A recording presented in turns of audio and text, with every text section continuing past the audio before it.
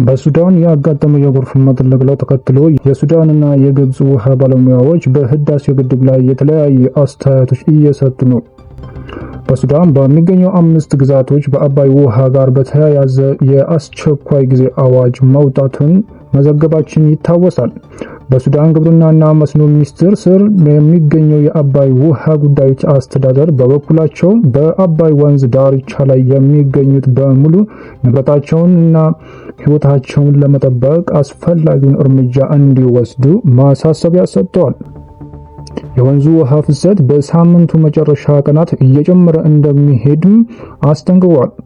አስተዳደሩ ባወጣው መግለጫ የጥቁር አባይ ወንዝ ውሃ ፍሰት በየቀኑ ወደ 699 ሚሊዮን ኪዩብ ሜትር ከፍ እንደሚል አስታወቀ ሲሆንም በተመሳሳይ በአገሪቱ ውስጥ የሚገኙት ግድቦች የሚለቁትን ውሃ መጠን እንደሚጨምሩም አስረድቷል። ይህ ደግሞ በካርቱም፣ ሸንዲ፣ አጥባራ፣ በርበር፣ ጀበል አወሊያ አካባቢዎች የጎርፍ መጥለቅለቅን እንደሚያስከትል ገልጾ የችግሩ ተጠቂ የሚሆኑት ብሉ ናይል፣ ሴናር፣ አልጋዚራ፣ ካርቱም፣ ብሉ ናይል እና ዋይት ናይል ግዛቶች መሆናቸውን አስታውቋል።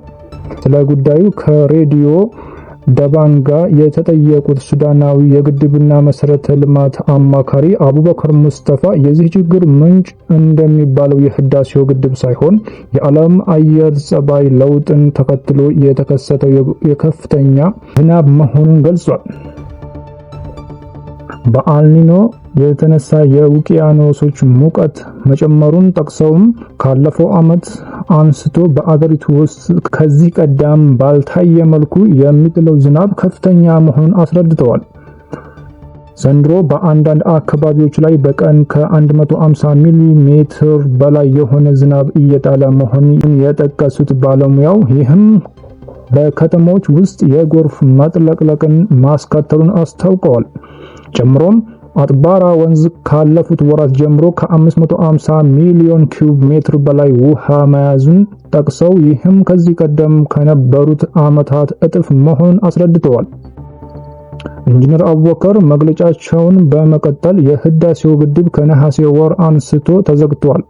መጠነኛ ውሃ እያሳለፈ ያለው በተርባይኖች በኩል ነው ካሉ በኋላም ይህም ሱዳንን ከከፋ ጥፋት እንታደጋት በማለት ገልጸዋል።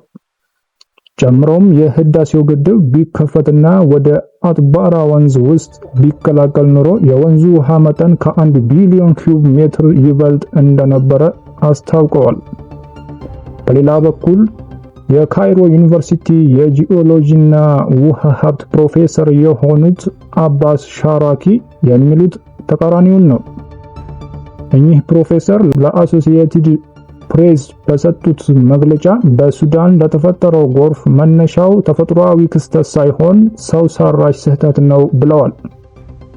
ያብራሩም በግብርና ወቅት ሱዳን ከህዳሴው ግድብ ከሚፈሰው ውሃ ተጠቃሚ ብትሆንም አሁን ባለው ሁኔታ ግን ከጥቅም ይልቅ ጉዳቱ እያስከተለባት ነው ያሉ ሲሆን ኢትዮጵያ ከሰኔ እስከ ነሐሴ ባለው ጊዜ ውስጥ ያከማቸችው ውሃ በግድቡ ላይ ተጨማሪ ሸክም እንደፈጠረባት አስረድተዋል።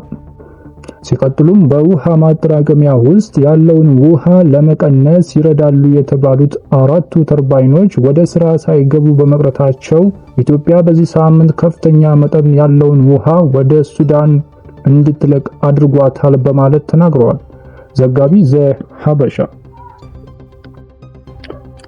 ወደ ቀጣዩ ዜናችን እናልፋለን።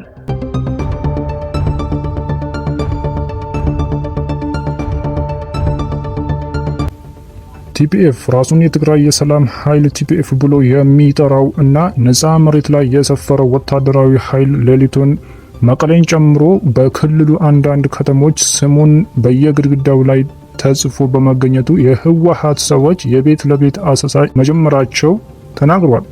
በዚህም በርካታ ወጣቶች በጥርጣሬ ተይዘው መታሰራቸውን የደረሰኝ ጥቆማ ያመለክታል። የህወሓት በሰሞኑ ታጣቂ ኃይሉን ወደ ጎንደር እያስጠጋ ሲሆን ቲፒኤፍ ከፍተኛ ስጋት እንደፈጠረበት እየተነገረ ይገኛል። ዘጋቢ ዋስ መሐመድ። ውድ ተመልካቾች ዜናውን ያደረሰላችሁ ኢትዮ ሃወርሊ ኒው ነው።